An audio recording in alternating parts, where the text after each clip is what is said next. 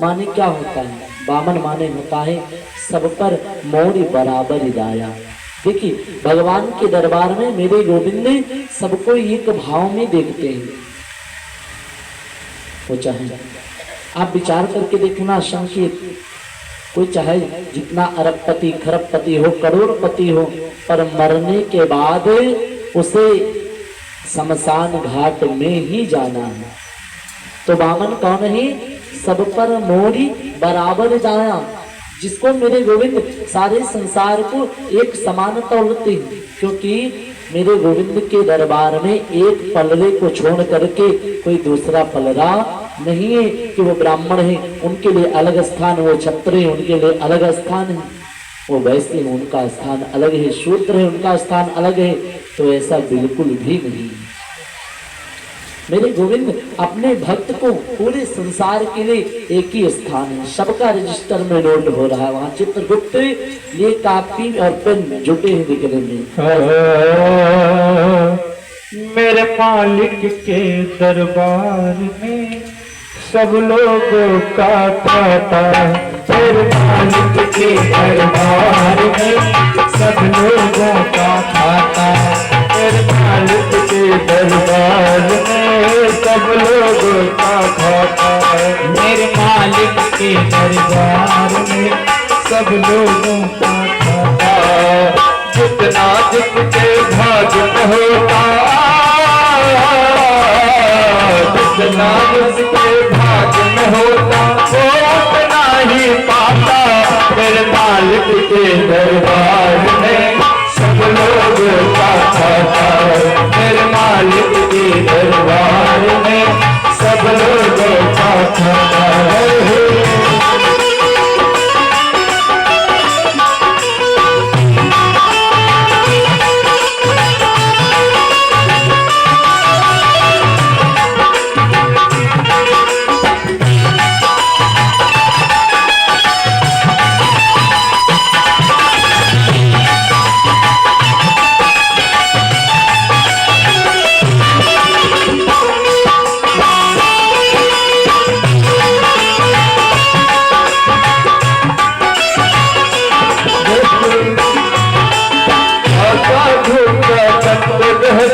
क्या राजा क्या रानी, क्या साधु का संत व्यस्ती, क्या राजा क्या रानी। कब की पुस्तक में लिखी है कब की कल्प कहानियाँ, कब की पुस्तक में लिखी है सबकी कल्प कहानी। कभी के क्षमा करत का वही कभी के खर्च का सही बाग लगाता। मेरे मालिक के दरबार में सब लोगों का खाता, मेरे मालिक के दरबार में सब लोगों का खाता, मेरे मालिक के दरबार में सब लोगों का खाता, मेरे मालिक के दरबार में सब लोगों का हरि लाल की। तो बामन कौन है? जो सारे संसार को एक समान देखे, वो बामन है। श्री स्वामी सुखदेव भगवान कहते हैं, हे राजन परीक्षित, अब आगे बड़ी प्यारी सी कथा आ रही। कहा किसकी? कहा भगवान के परम भक्त ध्रुव महाराज की। मनु बाबा की 3 बेटियां हुई, अकूति, प्रसूति और मैया देवहूति। इनके संतानों का वर्णन मैंने कल आपको सुना दिया था। आज स्वामी सुखदेव भगवान कहते हैं, देखिए माँ देवहूति के घर में जब 9 बेटियां हुई, बेटियां होने के बाद में इसीलिए कहते हैं घर में एक बेटी का होना बहुत ही आवश्यक है। बेटी का होना बहुत ही जरूरी है। कहते हैं फकीरी जिंदगानी में महल में बिटिया नहीं होती, फकीरी जिंदगानी में महल में बिटिया नहीं होती। अरे वो घर घर नहीं होता जहाँ बिटिया नहीं होती।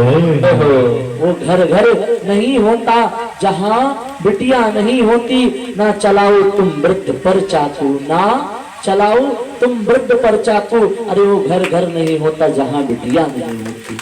इसलिए कहते हैं आज स्वामी सुखदेव भगवान ने मनु बाबा की 3 बेटियों के विवाह का वर्णन किया और करने के बाद में स्वामी सुखदेव भगवान कहते हैं राजन परीक्षित से, अब आगे बड़ी प्यारी कथा। अरे कहा किसकी? कहा मनु बाबा के सबसे बड़े बेटे जो हैं उनका नाम है उत्तानपाद। क्या नाम है? उत्तानपाद। अच्छा विचार करो, उत्तानपाद कौन है? अच्छा आप विचार करना, हम ही आप उत्तानपाद, अपने आप को चेक करो एक बार, हम ही आप में से उत्तानपाद हैं, विचार करके देखना। अच्छा हम आप उत्तानपाद कैसे बने? जिसके पैर ऊपर को हो, जिसके पैर ऊपर को हो वही उत्तानपाद है। अब प्रश्न उठा आखिर पैर ऊपर को तो कैसे उत्तानपाद बने? उत्तानपाद कैसे बन सकते हैं? तो पैर हमारे पता कब ऊपर होते हैं? जब हम माँ के उदर में होते हैं और माँ के उदर में रहने के बाद में मन मूत्र में रहते हैं। हम गोविंद से बार बार प्रार्थना करते, हे गोविंद, हे माधव, हे गिरधर, ऐसी कृपा करो कि मुझे इस मल मूत्र से बाहर निकालो। और जब मुझे बाहर निकालोगी तब मैं आपका भजन, आपका कीर्तन, आपका श्रवण मनन करूंगा। जो बार बार प्रार्थना करता है, अब प्रभु कृपा करो इही भांति, सब तज भजन करो दिन राति। और उत्तानपाद कौन है? जिसके पैर ऊपर को हो वही उत्तानपाद है। तो हम आप सभी उत्तानपाद हैं, क्योंकि हमारे आप सबके पैर जब हम माँ के गर्भ में होते हैं ना, तब हमारे पैर ऊपर को ही होते हैं। और एक बड़ा प्यारा सा शब्द है, हमारे यहाँ संत जन कहते हैं, हमारे यहाँ पर 2 अयन बताए गए हैं, उत्तरायण और दक्षिणायन। उत्तरायण जब मकर राशि में सूर्य प्रवेश करते हैं तो लोग कहते हैं अगर उस समय किसी की मृत्यु हो तो उसको सीधे वैकुंठ मिलता है। पर बाबा भोलेनाथ कहते हैं तुम मरो चाहे उत्तरायण माँ और चाहे मरो दक्षिणायन माँ या मरो वितरण माँ, चाहे जब मरो मुक्ति हुए वाली नहीं। बोले बाबा स्पष्ट कहते हैं कि मुक्ति होना असंभव है। जब तक भजन नहीं करोगे तब तक मुक्ति की कोई उम्मीद नहीं, क्योंकि बाबा भोलेनाथ प्रमाण दे रहे, कहते हैं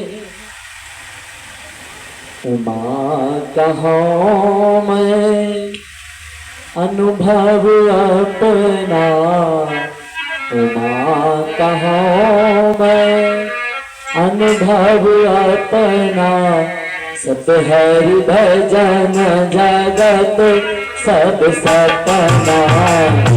अनुभव अपना, सब हरि भजन सब सपना।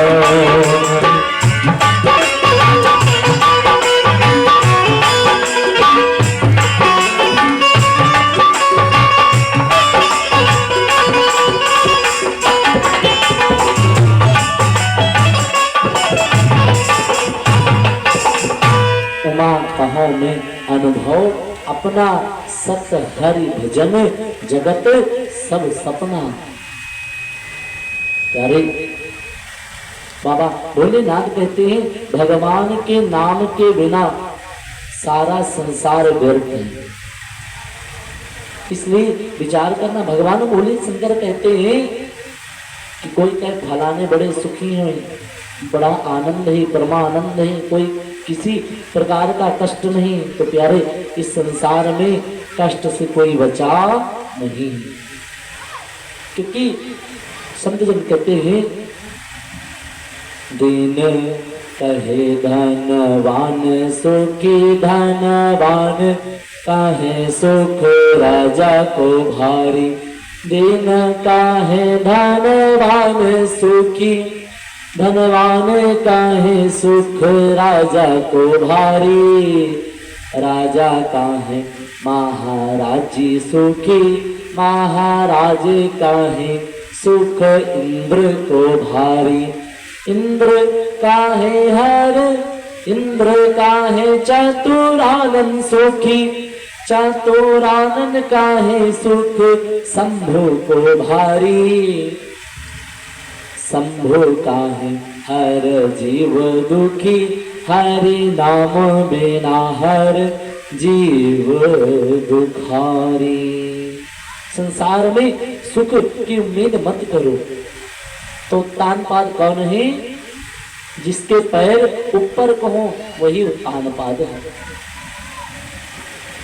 स्वामी सुखदेव भगवान कहते हैं राजन परीक्षित से, राजा उत्तानपाद के घर में धन धनाट वैभव, रुपया पैसा धन दौलत, गाड़ी बंगला मोटर कार सब कुछ है, पर राजा उत्तानपाद के घर में एक अनमोल रत्न यानी संतान नहीं।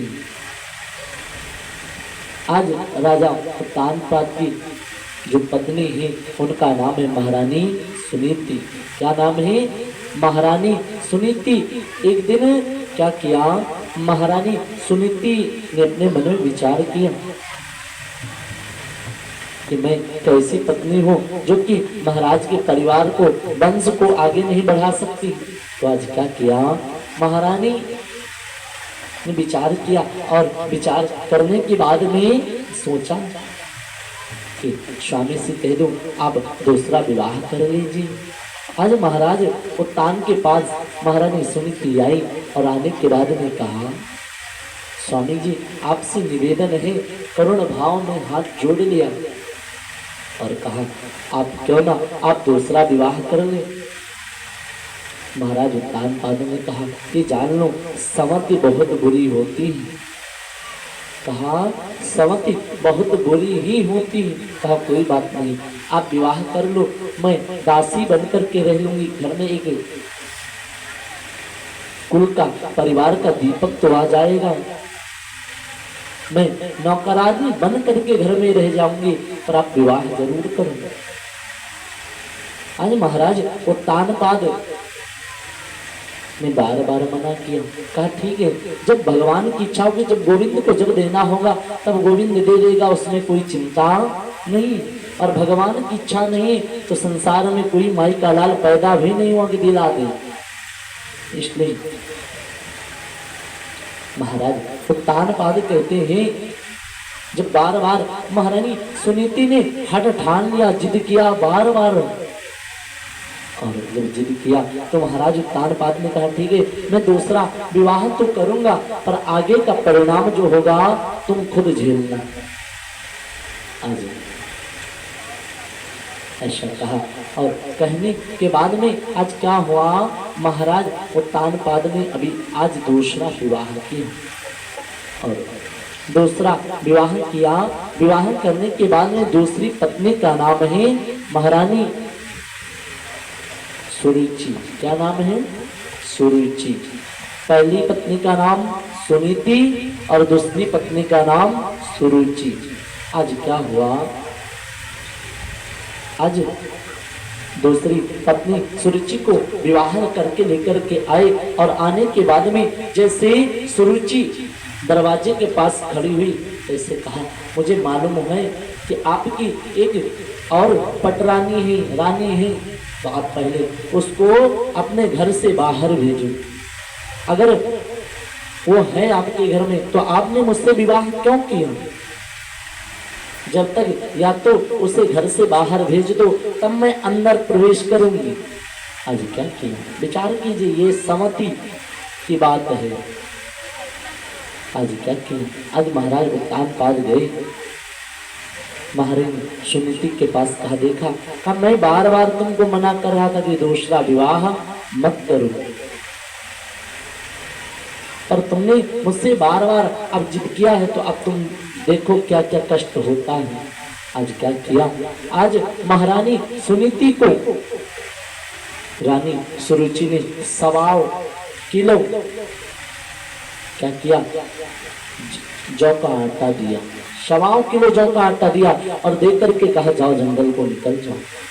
आज महारानी सुनीति जंगल को चली गई और जंगल में जाने के बाद में क्या किया, आज जो रानी मखमल के गद्दों पर सोती थी आज वो घास भूस के बिस्तर पर सोती है और क्या करती है, एक पर्णकुटी बना करके रहती है। इधर क्या हुआ, कुछ समय बीता और बीतने के बाद महाराज उत्तानपाद के घर में एक बेटे का जन्म हुआ। रानी सुरुचि के पुत्र हुआ, उस पुत्र का नाम पड़ा उत्तम। क्या नाम पड़ा, उत्तम। एक दिन क्या हुआ, महाराज उत्तानपाद शिकार खेलने के लिए वन में भ्रमण करते करते गई। अच्छा, आप लोगों की समझ में आ रहा पीछे भाई, आप लोगों की नहीं आ रहा, हे भगवान। महाराज उत्तानपाद शिकार खेलने के लिए वन में भ्रमण करते गए और गए तो क्या हुआ, रात बीत गई और बीत जाने के बाद में महाराज उत्तानपाद आए, आकर के क्या किया, दरवाजे की कुंडी को ऐसे खट खट खट खटखटाया पर आज रानी सुरुचि ने आकर के दरवाजा नहीं खोला। और जब दरवाजा नहीं खोला, न खोलने के बाद में क्या किया, आज महारानी सुरुचि बाहर नहीं आई और क्या किया, राजा उत्तानपाद फिर घोड़े पर सवार हो गए और कहाँ पहुंचे, जहां पर पहली रानी रहती है। आज अपनी पहली रानी यानी महारानी सुनीति के पास पहुंच गए। आज जैसे देखा माँ सुनीति ने जैसे उत्तानपाद के पैरों की आहट सुनी, माँ समझ गई मेरे पति आए हुए। क्या किया, जल्दी से उठ करके बैठ गई, जो कुछ फल फूल थे खाने को दिया और क्या किया, आज महाराज उत्तानपाद रात भर वहीं रुके और जब रात भर वहीं रुके प्रातः काल अपने महल को वापस लौट आए। इधर आज भगवान की परम कृपा हुई, कुछ समय बीता, आज रानी सुनीति जो है ना वो गर्भवती हो गई। गर्भवती हुई होने के बाद में आज कुछ समय और बीता, बीतने के बाद आज क्या हुआ, भगवान के परम भक्त ध्रुव महाराज का जन्म हो गया। बोले ध्रुव महाराज की जय हो। ध्रुव महाराज का जन्म हुआ। जन्म होने के बाद में आज ध्रुव महाराज धीरे धीरे बड़ी हुई और बड़ी होने के बाद में जब ध्रुव महाराज 5 वर्ष के हुए, 5 वर्ष की अवस्था है ध्रुव महाराज की। एक दिन ध्रुव महाराज खेलते खेलते पहुंचे कहाँ, जहां पर राजा उत्तानपाद अपने राज सिंहासन पर बैठे हुए हैं। और देखा राजा उत्तानपाद ने सोचा मेरा लाडला आया है। आज क्या किया, राजा उत्तानपाद जो है ना अपने छोटे बेटे उत्तम को गोद में लेकर के खिला रहे थे। आज देखा जैसे ध्रुव महाराज को आज क्या किया, उत्तम को गोद से नीचे उतार दिया और जैसे उत्तम को गोद से उतारा नीचे, देखिए कहते हैं जिस घर में 2 नारी रहती हैं उस घर में 2 नाली बहती हैं, क्योंकि संवत कभी किसी की होती नहीं। आज महाराज उत्तानपाद ने क्या किया, उत्तम को नीचे उतार दिया। उत्तम रोता रोता गया अपनी मैया सुरुचि के पास, कहा पिता ने मेरे चचेरे भाई को गोद में बैठा लिया। आज गुस्से में झुलझुलाती हुई आई सुरुचि। क्या किया, 5 वर्ष का बेटा है ध्रुव। आज क्या किया, ध्रुव की कलाई को पकड़ लिया और पकड़ करके घसीट लिया नीचे और कहा अरे तो मेरे अगर कोख से जन्म लेता मेरी तो इस गद्दी पर बैठने का अधिकार था तुझे। आज ध्रुव महाराज को ये बातें इतनी करुण भाव से चुभ गई। आज ध्रुव महाराज रोते रोते माँ के पास आए, कहा माँ मुझे ये बताओ मेरा पिता कौन है। मन ने बड़े सहज भाव में कह दिया, पुत्र तेरा पिता तो परब्रह्म परमात्मा जो संसार का पिता वो तेरा पिता है।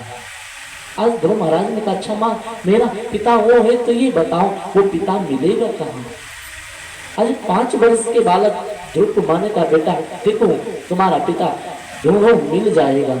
आज 5 वर्ष का बालक ध्रुव मन में संकल्प किया, और देखिए ये कथा संकेत करती है, ध्रुव महाराज ने मन में संकल्प किया कि जब तक मैं उस पिता को नहीं पाऊंगा तब तक घर वापस लौट कर नहीं आऊंगा। आज 5 वर्ष का बालक ध्रुव घर से निकला, और निकलने के बाद में क्या किया, आज रास्ते में जा रहा है, सबसे पूछता है वो परब्रह्म परमात्मा जो सारे संसार के पिता, मेरा पिता कहाँ है, कब मिलेगा मुझे? और ऐसा भाव है उसका, और भाव होने के बाद में आज कहते हैं, आज स्वामी सुखदेव भगवान कहने लगे, राजन परीक्षित से, राजन आज दो महाराज कहते हैं या जीवन मिला है तो यह भगवान को पाकर के रहूंगा, या शेर बाघ इसे खा जाएंगे कोई फर्क पड़ने वाला नहीं। आज दो महाराज कहने लगे, तेरे दर पे आया हूँ झोली भर के जाऊंगा, कुछ करके जाऊंगा वरना मर के जाऊंगा। मैं तेरे दर पे आया हूँ, तेरे दर पे आया हूँ, कुछ करके जाऊंगा, कुछ करके जाऊंगा, तेरे दर पे आया हूँ।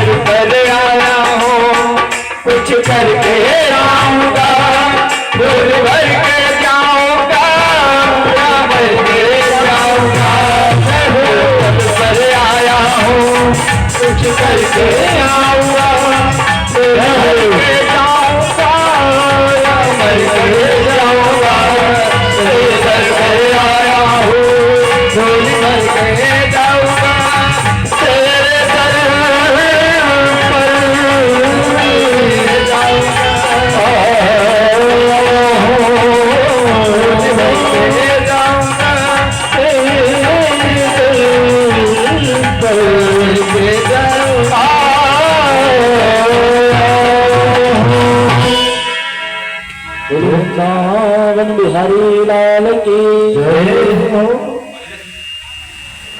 आगे ध्रुव महाराज ने क्या किया, आगे बताया। आज पहुंचे अर्थात जब पहुंचे तो रास्ते में ध्रुव महाराज की भेंट हुई नारद जी से। नारद जी मिले और मिलने के बाद में आज नारद जी ने क्या किया, आज ध्रुव महाराज को मंत्र दिया, 12 अक्षर मंत्र दिया। और मंत्र देने के बाद में कहा, पुत्र जाओ यमुना महारानी में स्नान करो, स्नान करने के बाद में रेचक पूरक को प्रणाम करो और तीनों प्रकार के प्रणाम करो। और प्रणाम करने के बाद में क्या किया, आज ध्रुव महाराज कहते हैं, आज ध्रुव महाराज कहते हैं गई यमुना महारानी में स्नान किया, प्रणाम किया, प्रणाम करने के बाद में श्वास को ब्रह्मांड में रंधन किया। आज ध्रुव महाराज 1 महीने तक कैथा और बैर खा करके तप किया। दूसरे महीने में क्या किया, ध्रुव महाराज ने जल पी करके तप किया। और तीसरे महीने में वायु को पी करके तप किया। और चौथे महीने में सीधे अपने प्राण ब्रह्मांड में छोड़ दिए। अब इधर ध्रुव महाराज तप कर रहे हैं, भगवान की दिव्य चतुर्भुज मूर्ति और तो चतुर्भुज मूर्ति भगवान की अद्भुत अनुपम है। आज ध्रुव महाराज कहते हैं, सारे देवताओं में कौतूहल मच गया। देवता कहते ये ब्रह्मांड हिल क्यों रहा है। सो गए भगवान के पास, भगवान आए, कहा भगवान से कहने लगे कि सो त्राहिमाम रक्षा करो, रक्षा करो, रक्षा करो। भगवान ने कहा तुम चिंता मत करो, मेरा एक परम भक्त है, वो भक्त मेरी याद कर रहा, मुझे बुला रहा है, इसलिए इतना कष्ट हो रहा है। आज भगवान आए, आज ध्रुव महाराज की हृदय में अष्टभुजी मूर्ति बैठी हुई है। आज क्या किया, उस अष्टभुजी मूर्ति जो बैठी हुई है ना, भगवान आए, आकर के क्या किया, उस अष्टभुजी मूर्ति को हटाया। हटाने के बाद में आज क्या किया, आज भगवान ने अद्भुत अनुपम दर्शन दिए। और देने के बाद आज ध्रुव महाराज को गोद में उठाया, लेकर के वरदान दिया। और वरदान देने के बाद में स्वामी सुखदेव भगवान कहते हैं, हे राजन परीक्षित, ध्रुव महाराज का विवाह शिशुमार की बेटी के साथ हुआ। शिशुमार की बेटी का नाम है भूमि। भूमि के साथ ध्रुव महाराज ने विवाह किया। और दूसरा विवाह ध्रुव महाराज का वायु की पुत्री, जिनका नाम है इला देवी, इला के साथ किया। और उनके यहाँ उत्कल और एक कन्या हुई। और पहली पत्नी से कल्प और वत्सर हुए। और ध्रुव महाराज ने इस संसार में भगवान ने वरदान दिया था कि जाओ तुम जाकर के सर्वत्र राज करना, और जब समय आएगा जाने का, तब काल के सिर पर पैर रख करके तुम सीधे स्वर्ग को जाओगे। और कहा कि स्वर्ग में सबसे सुंदर स्थान तुम्हारे लिए मैं बना रहा हूं, वहीं जाओ, जाकर के बैठ जाना। आज ध्रुव महाराज ने अमरांतक 35,000 वर्ष तक राज्य किया। कितने वर्ष तक? 35,000 वर्ष तक राज किया। और राज करने के बाद में पहले अपनी माँ, दोनों माताओं को भेज दिया। उसके बाद समय आया, आज ध्रुव महाराज ने क्या किया, काल के सिर पर पैर रख करके सीधे वैकुंठ धाम को प्रस्थान कर गए। और तभी से ध्रुव महाराज का एक नाम और पड़ा। बोले ध्रुव तारा महाराज की। अच्छा ये बताओ, किसी ने ध्रुव तारा टूटते हुए देखा है? आपने देखा? 1 2 3 5 12 16 15 18 1। देखिए ध्रुव तारा जिस समय टूटने लगे, उस समय अगर आपने देखा और आपने कोई कामना अगर कह दिया है, तो आपकी कामना सिर्फ और केवल 1 महीने के अंदर वो कामना आपकी पूर्ण हो जाएगी। तो वृंदावन बिहारी लाल के। श्री स्वामी सुखदेव भगवान कहते हैं, हे राजन परीक्षित से राजन आ जाओ। इसीलिए भगवान का भजन करना बहुत ही जरूरी है। आज स्वामी सुखदेव भगवान कहते हैं राजन परीक्षित से राजन। अब आगे एक बहुत ही सुंदर बड़ी प्यारी सी कथा आ रही। कहा किसकी?